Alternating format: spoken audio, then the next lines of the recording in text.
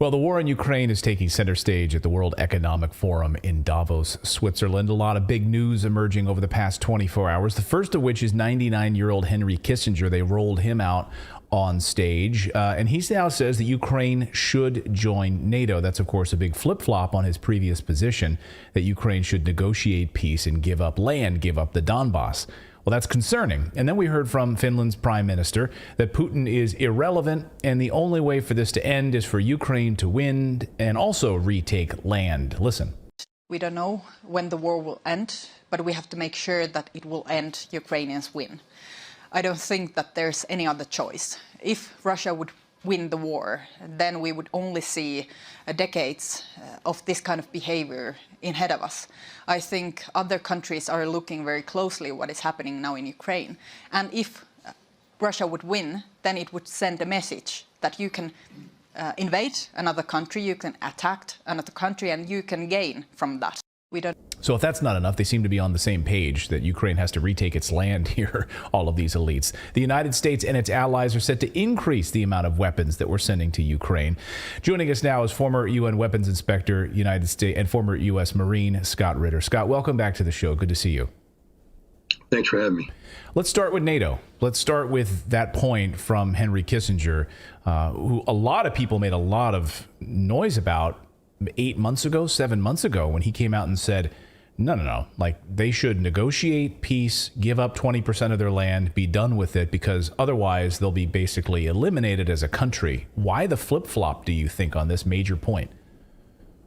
Well, I think only Henry Kissinger can answer that question fully, but we need to understand that, he is the name attached to a major business, Kissinger and Associates, which provides advisory and analysis support to big clients, including governments and businesses, et cetera. There's an old adage in the military that I always was reminded of when I was standing in front of senior officers explaining why what I did was right. They said, Ritter, when you're explaining, you're losing. And, Kissinger made a statement 8 months ago that was closer to being right than wrong, that Ukraine can never be a member of NATO, that process is inherently destabilizing. But the end result was a backlash that I believe hit the bottom line of his core business and business interests. Remember, he's speaking at the World Economic Forum, so it's the bottom line that matters. And for Henry Kissinger, he's no longer in the business of directly impacting national security. He's not the national security advisor. He's not the Secretary of State. He's a former, who has significant baggage. I mean, there's a significant part of the world that reviles this man, condemns him as a war criminal, et cetera. So his existence is contingent upon his ability to continue to attract attention from the establishment. And his statements that were made last summer put him at odds with the establishment. So I think, because this is incoherent. I mean, to be frank, his statement is fundamentally incoherent. It makes no sense, except when seen in the larger context of similar incoherence coming out of Europe, NATO, and the United States about this conflict in Ukraine. So he, rather than being right, has opted to be wrong, but be wrong in the right way when it comes to his economic interests. I don't think there's any real, analytical gift being brought here. This is pure selfish economic interests. Right. And he's absolutely in a line with the other globalists and the other elites who were speaking at Davos. We heard from Ursula von der Leyen also coming out saying that we need to support Ukraine as much as possible, throw as much money and weapons there. The United States also echoing those sentiments over the past 24 hours. And then you have the Finnish prime minister also saying the very same thing. Your response to what she said about Putin is now irrelevant, and that Ukraine needs to retake its land, and that's the only way that this ends.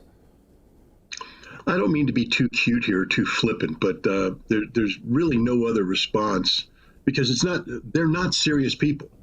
I mean, they hold serious positions, but what they're saying is so far removed from reality, so far detached from what's actually going on and what's actually going to happen, that you have no choice but to get a little cute when they respond. To me, what's happening here is a gathering of the Titanic captain and crew after they hit the iceberg, saying the iceberg is not relevant. We're going to make it to New York, all speed ahead. Meanwhile, water's coming in, the ship's sinking, and they're just saying, nope, keep on going, keep on going. That iceberg is irrelevant. No, I'm sorry, crew. The iceberg done won. And I'm sorry for all the people in Davos. Russia done won. It's game, set, match. Now, you can prolong the suffering of Ukraine, and that's all that's happening right now. The goal of, that was stated by Lloyd Austin and others last April, May, that the goal, and they were sort of honest back then, the goal wasn't for Ukraine to win. The goal was to inflict pain on Russia. I mean, right, that alone should have caused every Ukrainian to go, what, wait a minute? It's just another bit of irony. I was singled out by the Center for Countering Disinformation, Zelensky's private little intellectual hit unit, for being an international terrorist and a war criminal and a Russian propagandist, for daring to say what I say. The number one thing that I was accused of was, they listed three main things, but the first one was that I had the gall to say that this was a proxy conflict between NATO and Russia. Well, the Ukrainian defense minister just came out and said the exact same thing. So I'm looking forward to his name appearing next to mine, just like I'm looking forward, I don't have to look forward. It is Arestovich, the former advisor to Zelensky, is now on the Miratov's hit list. So he and I are now partners. Me and the defense minister are partners. It seems that everybody's gravitating towards the stance that I've taken, and they're all appearing on the same list. But, besides being cute and coy about this, the point is, this has always been a proxy conflict. It has never been about Ukraine winning. So why are people suddenly now, at this late stage in the game, trying to convince people that there's a new reality, a new outcome, a new direction being taken policy-wise, when the truth is this is a proxy conflict between NATO and Ukraine, or NATO and Russia, where the Ukrainians will pay the price. NATO and the United States are prepared to sacrifice the Ukrainian nation and the Ukrainian state for the sole objective of weakening Russia, and they have failed. They have failed economically. Russia, 28% growth in its, in the income derived from energy. They were looking at, they were expecting, 15% drop in GDP, 2% drop. Remember, the entire Western world that Russia was fundamentally linked to has sanctioned Russia, broke Russia off. This should have been a precipitous collapse in the Russian economy. Instead, a 2% reduction in GDP, 28% growth in the income derived from energy sales. Inflation is literally a third of that of Europe,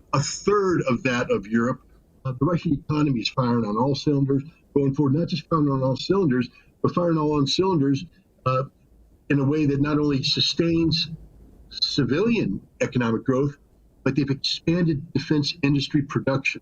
They are on a wartime footing right now, not only to sustain and support the special military operation, but to grow the Russian military over the next 3 years to 1.5 million men, primarily through contract services. I mean, professional soldiers, an increase in divisions, 10 division equivalents being created, whole new army formations, etc. Meanwhile, NATO is still struggling whether or not they can get those pathetic battalion-sized battle groups in the Baltics up to brigade strength. They don't have the funding for it. They don't have the decision-making. Russia is so far ahead of them in terms of strategic thinking, and we haven't even gotten to what's going on in the SMO. 300,000 troops finalizing their mobilization, equipped with the most modern equipment, ready to go right now on the battlefield. Meanwhile, England is celebrating that they made the courageous decision to provide 14 Challenger 2 tanks, and they're now talking about bringing in Warrior armored vehicles to work side by side with Bradley infantry fighting vehicles, as if technology makes a thing. At the end of the day, it's the quality of the soldier, the quality of the soldier's training, the quality of the leadership, the quality of the staff planning. Russia owns all of those sectors. The Ukrainians are a defeated nation, a defeated military. That's the ultimate outcome, and nothing anybody says at Davos is going to change. Well said, well said. And, we've seen a couple of major moves over the past few days, obviously near the city of Bakhmut, and the city of Soledar being collapsing now to Russian forces. Ukrainian volunteer soldiers coming out in interviews with the Times admitting that they were unprepared to fight the Russians. They said we had a few Kalashnikov rifles and a few grenades, and that was it. We didn't have anything. We didn't have night vision goggles. We are not prepared to fight the Russians. And then, of course, you have this other report from CNN confirming what you had just said, which is that basically Ukraine is being used as a testing ground for weapons. Like, that's essentially what Ukraine is now. It's just a testing ground where these military industrial complex can now test these weapons against Russia. Is that really what the future of Ukraine is going to be? Basically one large testing ground? No, that might be the present status of Ukraine. The future of Ukraine has been one large graveyard. I don't mean to be too grim here. This war's over. It's over. I mean, the only thing that's left is death and destruction. But, this is the equivalent. I keep trying to tell people, they're like, well, the war's not over. It's going to go on for a long time. Hey, dude, any analyst worth his or her salt would have told you in March 1943, after the fall of Stalingrad, that the momentum had permanently shifted over to the Soviet Union. But even if you had doubts about that, from September 44, after the Battle of Kursk, we now know that the Soviet Union is going to win. There's nearly another year's worth of fighting ahead, but there's no doubt about it. It's the same thing in, with the once the Allied forces ensconce themselves in Normandy, it's over. Germany can't win. There's still fighting to go. We're at the stage in the conflict right now where any strategic thinker worth his or her salt is looking at all the data, all the statistics, and realizing there's nothing that can be done to salvage Ukraine. Its economy is toast. Understand that. There is zero economic growth in Ukraine. It's all diminished. Its power, its infrastructure, gone. Even if the war stopped today, Ukraine is a hopeless train wreck that will continue to crash through into next year. This winter isn't the one Ukraine needs to worry about. It's next winter when everything shuts down. There is nothing left. So with no economy, so Ukraine is living on the largesse of the West. We keep them alive by pumping money in. I'm not talking about the military. I'm talking about the economy. And at some point in time, when Europe's economy starts to collapse on its own right, how can they continue to fund this? Is the United States, with a new Republican Congress, going to continue to throw tens of billions of dollars away when there's hurricane survivors down in Florida begging for assistance, when California is going through, flooding and storms right now that's going to need assistance? When are the American people going to say enough is enough? We aren't giving this failed regime any more money. It's all over but the shouting. Unfortunately, Ukraine has significant manpower resources that can continue to be mobilized and thrown into service, just like Nazi Germany did in the end, mobilizing the children and the old men. They kept up a fight for months longer than the war should have been fought. That's where Ukraine is right now. And it doesn't matter how much so-called equipment. I mean, what is CNN thinking? I mean, really, CNN? A testing ground for what? The Patriot? We know about the Patriot. It failed in 1991, it failed in 2003, and it failed recently in Saudi Arabia. It can't protect Saudi critical infrastructure from Houthi drone attacks. And suddenly solved all the problems, and we're going to take Ukrainian soldiers, train them in 5 months, and they become miraculous practitioners of air defense warfare with a weapon system they've never dealt with? No. We're going to give them the Challenger 2 tank. Let's say it is the tank touched by God. It is perfection of armor. It's not, by the way. But let's just say it is. 14 Challenger 2 tanks you're going to throw into the largest land combat scenario the world's seen since World War II, and they will have the life expectancy of nothing. They'll all be destroyed because 14 tanks in isolation means nothing. Oh, we're going to give them Bradleys and this. No, Zaluzhny said he needed 300 tanks, 500 infantry fighting vehicles, 500 artillery pieces, unlimited supply of ammunition. He's not getting anywhere close to this, and what he's getting are pieces of equipment that are from disparate sources. They all have unique maintenance problems, which creates sustainability issues. We're actually making Ukraine weaker by providing them this equipment than we would be if we just continued to provide them the old Soviet equipment that they know how to use. They know how to. Problem is, there's no more Soviet equipment because we gave it to them all, and the Russians have destroyed it. The Russians are going to destroy this equipment too. Is it going to be cheap for Russia? No. They're going to suffer losses, but Russia will win. That is the headline right there. We are making Ukraine weaker by giving them all of this disparate crap right now. Wow. I haven't thought of it in those terms, but that's why we have you on the show. And, again, these globalists who continue to drive this country into oblivion are just, lining their pockets, making themselves wealthier. And as Russia said yesterday, it doesn't matter what you call these tanks. You want to call them tanks. You want to call them Bradley fighting vehicles. You want to call them Challenger. It doesn't matter what they are. The Russians said yesterday, they all burn the same. And they're going to burn. Yeah, unbelievable. Scott Ritter, always great to have you here on the show. Where can people follow? I know you've got stuff that you're doing on YouTube, of course, doing great content there as well. You're back on Twitter. Hallelujah. Where can people follow you? Oh, I got kicked off of Twitter within 24 hours. Oh, crime unknown. I have a website. It's scottritterextra.com, and anything I write or any show that I've been on, for instance, when you send me a link, I'll go ahead and post it there so people can follow everything I'm doing there. And there's no paywall, so welcome to everybody. If you want to support, there's a mechanism to do that through Substack, but I don't. Maybe someday I'll learn how to monetize things, but for the moment, I'm still in the program that if you ask the question, I owe you an answer. So I'll do that. But as you know, nothing happens for free, and bills have to be paid. So anything, if people like it and they feel like they want to support it, there's a mechanism to do that too. But until then, it's free.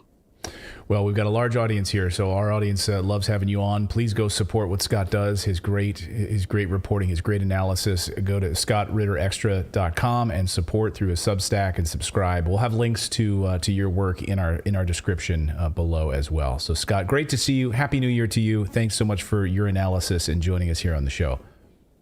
Well, thank you very much, and Happy New Year to you, and good luck going forward. Thanks for having me. Thank you. Man, I thought... I'm blown away. That to me is one of the most important points I've heard, maybe throughout this entire conflict, what he just said. Well, the part about we're making them weaker by giving them disparate equipment that they don't know how to use. Well, and then we saw evidence of that over the weekend with the Dnepr apartment bombing, which now Russia is saying they should never have had anti-military craft in civilian areas. Now, neither side has been able to corroborate this, but we continue to see evidence of people getting hurt by using equipment they don't know how to use. This is not just like sending somebody a toaster and saying they'll probably figure it out and not die. Well, even our toaster is hard to use. Like, I've tried to use our toaster on a regular basis, and I still don't know what some of the buttons do on that thing. Can you imagine? I hate that steaming mechanism. I know the steaming mechanism. Can you imagine getting like Patriot missile batteries that you have no like a year of training at least to be up in and they're just like sending all this random equipment, but we are, to his point, making them weaker by giving them all of this stuff, demanding the manpower that they don't have. I don't know. I think it's a remarkable statement. So our thanks to Scott for that. Really, really, really interesting. Thank you so much for watching this segment here at Redacted. We are live every day at 4 p.m. Eastern Time, trying to share the stories that the mainstream media will not cover. You should also come over and join our community of Redacted Rebels over at redacted.inc. That's our private locals community where we can share exclusive content that we simply cannot share here on YouTube. Come over and join the rebellion together right now by going to redacted.inc. We'll see you next time.